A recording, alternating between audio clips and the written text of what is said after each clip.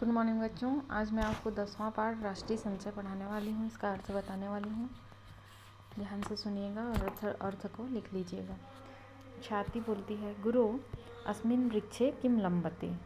गुरुजी, इस वृक्ष पर क्या लटक रहा है। फिर शिक्षक कहते हैं, ख्याते किम त्वमेतं न जानासि। ख्याति, क्या तुम नहीं जानती हो। अयम मधुकोशः, यह मधुमक्खी का छत्ता है। फिर प्रत्युष पूछता है, केन मधुकोश अयम निर्मितः, यह मधुमक्खियों का छत्ता कैसे बनता है। फिर शिक्षक कहते हैं, प्रत्युष मधुमक्खी का शनैः शनैः पुष्परसम आहृत्य एकत्रितं कुर्वन्ति। प्रत्युष मधुमक्खी धीरे धीरे पुष्परस को लाकर एकत्रित करती है। यदि कोऽपि मधु ग्रहीतुम् आयाति तर्हिर्मक्षिका तं दंसन्ति। ठीक है, यदि कोई भी मधु लेने आता है तो मधुमक्खियाँ उन्हें काटती हैं। फिर शिवा कहता है, गुरो शनैः शनैः पुष्परसे कथम एतावान् महान् मधुकोशः जायते।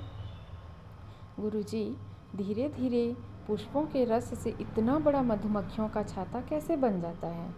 तो शिक्षक कहते हैं, शिवे न जानासि, शिवा नहीं जानते हो। इदं वचनं प्रसिद्धम् अस्ति, जलबिंदु निपातेन क्रमशः पूर्यते घटः। यह वचन प्रसिद्ध है कि बूंद बूंद से ही घड़ा भरता है।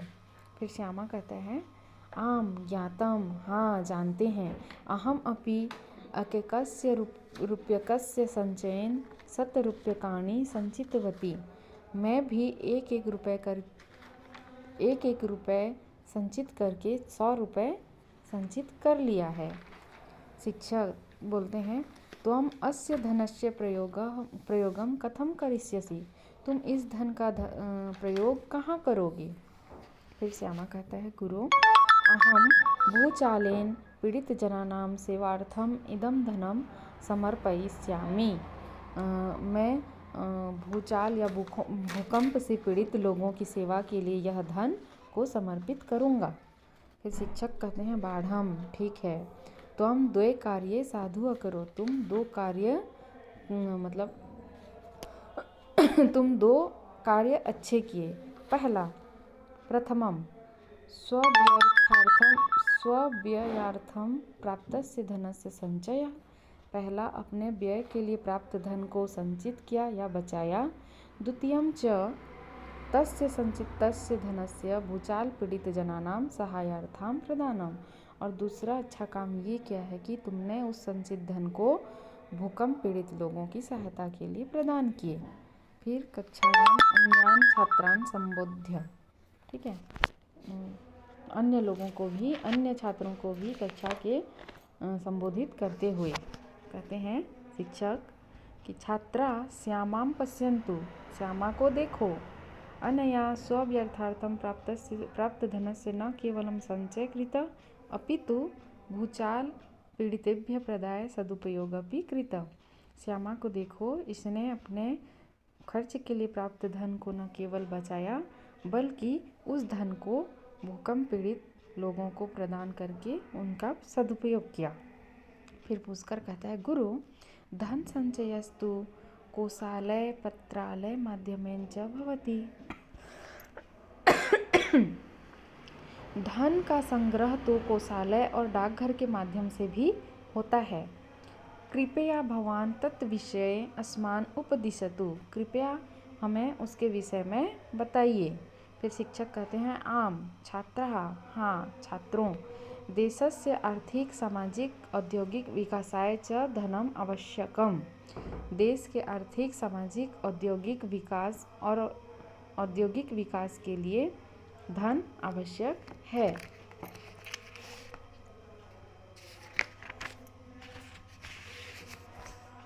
फिर ख्याति बोलती है, गुरु धन प्राप्ति साधनानि कानि कानि। धन प्राप्ति के कौन कौन से साधन होते हैं।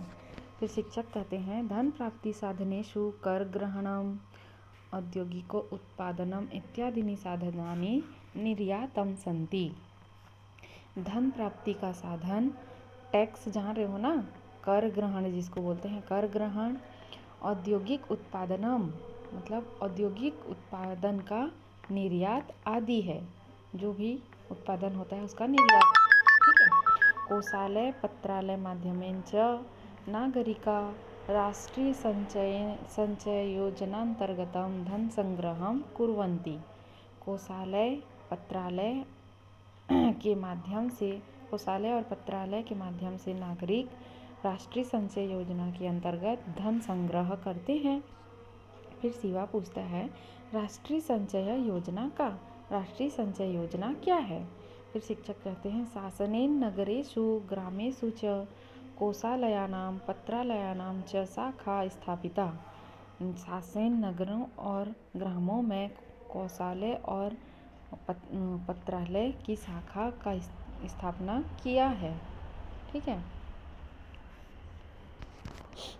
तेषु बालिकाः वयस्काश्च धनसंचयं कुर्वन्ति। उसमें बालक बालिका और वयस्क धन संचय करते हैं। तत्र पत्रालयां सेवां विशेष रूपेण उल्लेखनीया अस्ति। वहाँ डाकघर की सेवा विशेष रूप से उल्लेखनीय है। श्यामा कहती है कथं वह कैसे। ठीक है।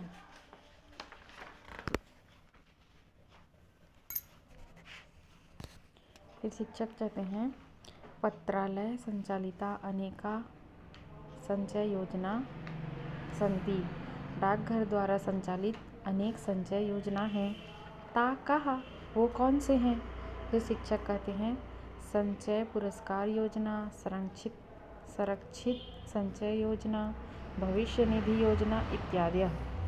इसमें से संचय पुरस्कार योजना, सुरक्षित संचय योजना और भविष्य निधि योजना आदि हैं। फिर श्यामा कहती अहो हाँ पत्रालय माध्यमेन तो अनेका संचय योजना संचालिता। पत्रालय के माध्यम से तो अनेक संचय योजना संचालित हैं। शिक्षक कहते हैं अथ किम वह कौन सा है, वह कौन कौन सी हैं। फिर छात्राणां लाभाय पत्रालय माध्यमेन विद्यालयेषु संचयिका योजनायाम् अपि व्यवस्था सन्ति।